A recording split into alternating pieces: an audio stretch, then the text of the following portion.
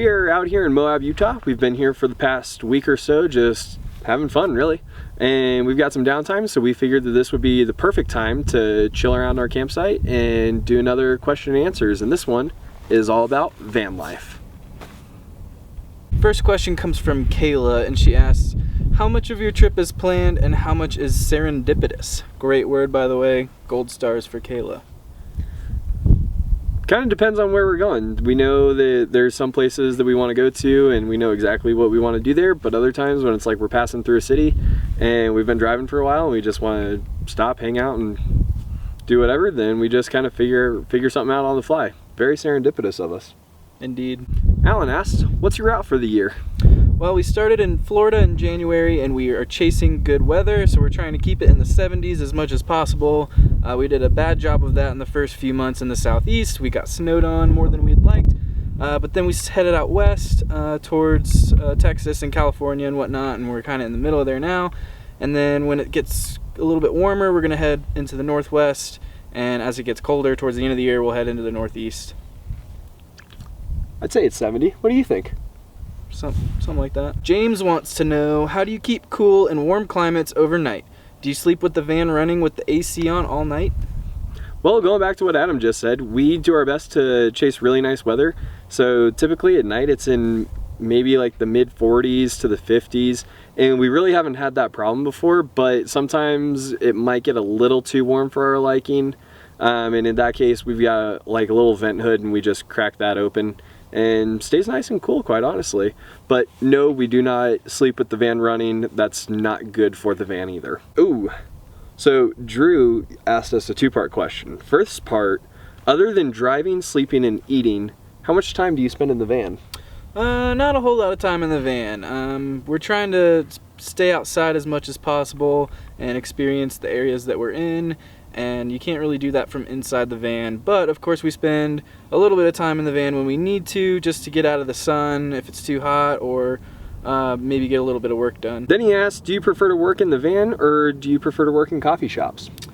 Well, we can work in the van, and we certainly do sometimes. We do a lot of writing at night, but a majority of the time we like to work in coffee shops. We like to take advantage of being in certain areas, so a lot of places have cool places for us to work and lots of good Wi-Fi, but we do tend to stick to Starbucks. We just know what we're going to get there with a chain like that. So we're always guaranteed good Wi-Fi and some good coffee, and we're pretty cheap, so we can get cheap coffee, and that means cheap Wi-Fi. Adventures Calling asked, how do you afford to stay on the road full-time?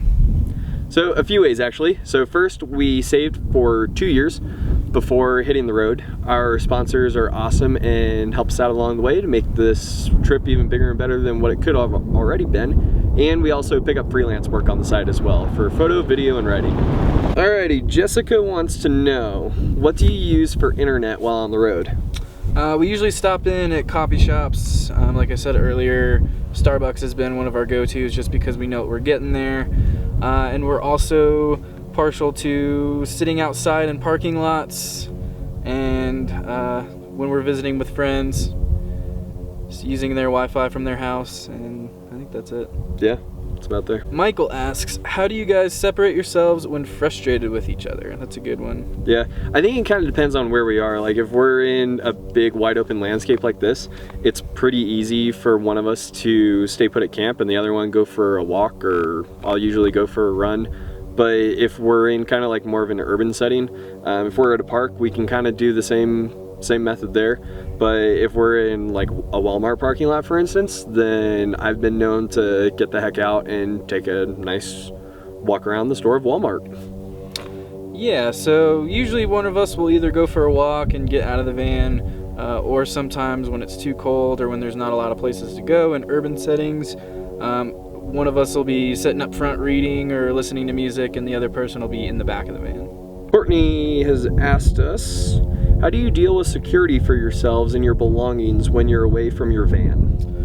Well, we keep all of our stuff under lock and key, and we lock the van religiously. It's the equivalent of our home, so just as you lock the door when you walk out the door, so do we. We also tend to keep most of our important belongings with us at all times, so they're not left alone in the van. And we also tend to kind of slide under the radar and not draw a lot of attention to ourselves, so most people that see us don't think that they would want to rob us because there's no reason to. Be nice. Leo asks, what do you think is the biggest challenge you face living in a van? For me, I do kind of like a lot of the planning and kind of like some of the route itinerary stuff, which also entails figuring out where to sleep. So I think finding a nice, quiet, safe area to sleep is kind of like the biggest challenge for me. And also, it's so tough because it's free. Sure, there are campsites, but we also don't want to have to pay to sleep outside. For me, I think food is a big one. We try to keep it super cheap. So with that, there's not a whole lot of options for food. We usually do like chicken and rice or something like that. And that gets boring after a while. Also, dishes are pretty difficult because we only have a pump sink, and it's not fun.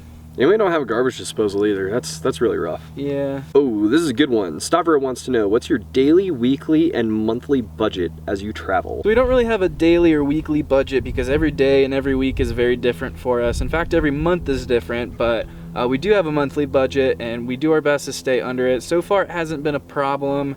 We're getting pretty good at living beneath our means, except for when our van Jolene decides that she needs to have a spa day and have some work done.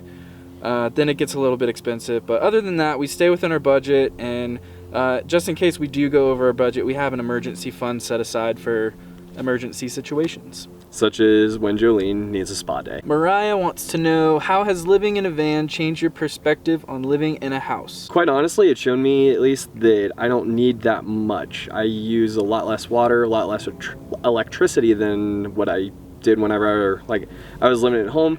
And it's also shown me that it's like I don't really need a massive space to live in. It's really shown me that I don't really need that much, and so like potentially after the trip it's like I don't really need a huge space to live in. All I kind of feel like I really need are the necessities. Pursuit Brand Watches asks, what's your #1 must-have item for life in a van? Ooh, for me, I can't really decide. It's between headphones or a book.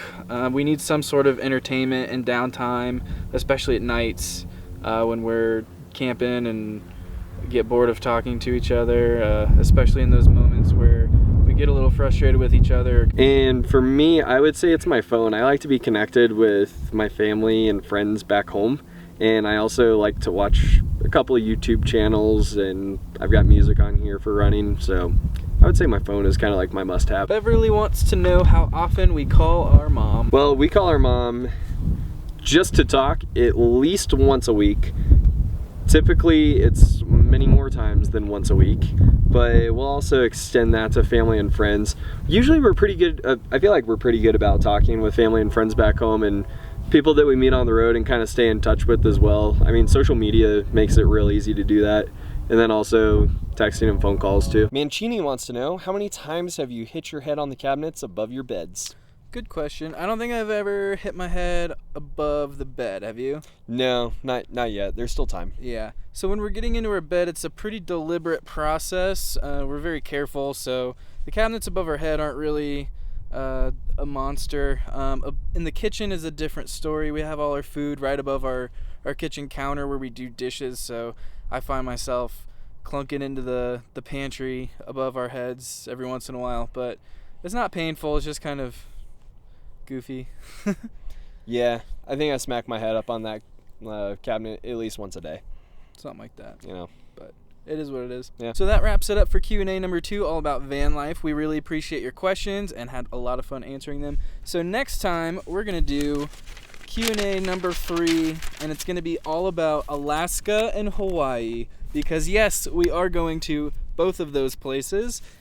And we know that you have questions about them, so we'd love to answer them. Be sure to submit those to fricke.brodtrip@gmail.com, and then we'll be sure to get to them, answer them in the next Q&A. Boom.